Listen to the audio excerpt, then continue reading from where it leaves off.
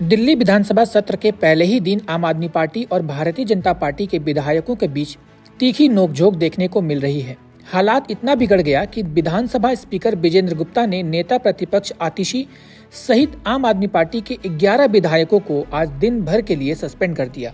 जब भाजपा को दिल्ली में जीत मिली तब उसी दिन शाम को प्रधानमंत्री नरेंद्र मोदी ने कार्यकर्ताओं को संबोधित करते हुए कहा था कि विधानसभा सत्र के पहले दिन ही कैग रिपोर्ट को टेबल किया जाएगा।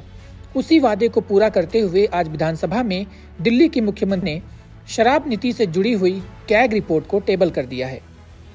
इस रिपोर्ट में बताया गया है कि शराब नीति से दिल्ली सरकार को 2000 करोड़ का घाटा हुआ था क्योंकि ये पॉलिसी कमजोर थी।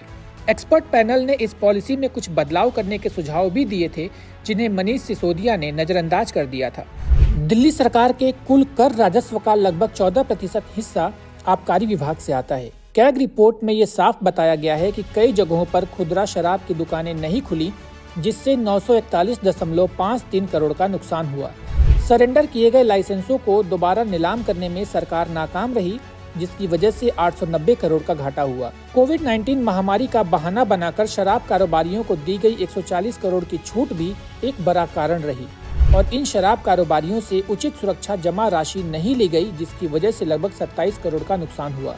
अगर इन सभी नुकसान राशियों को जोड़ा जाए तो दिल्ली के सरकारी खजाने को लगभग 2000 करोड़ का नुकसान होता है। इस रिपोर्ट में ये भी बताया गया है कि नई शराब नीति से थोक विक्रेताओं को शराब की कीमतें तय करने की स्वतंत्रता मिल गई जिससे उन्होंने कीमतों में मनमानी की। शराब नीति को सही तरीके से लागू नहीं किया गया और इसमें पूरी तरह से पारदर्शिता की कमी रही।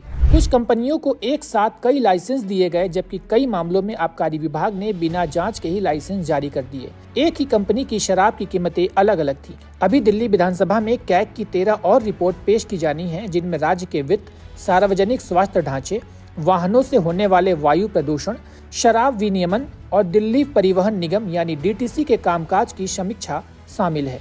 बताया जा रहा है कि कैग रिपोर्ट से दिल्ली में हुए भ्रष्टाचार को लेकर कई खुलासे होने वाले हैं जिससे आपके कई नेताओं की मुश्किलें बढ़ने वाली हैं जिसमें अरविंद केजरीवाल, मनीष सिसोदिया, पूर्व मुख्यमंत्री आतिशी मार्लेना का नाम प्रमुखता से आता है। अब देखना ये होगा कि सरकार इस रिपोर्ट को पेश करने के बाद इस रिपोर्ट के आधार पर क्या कार्यवाही करती है।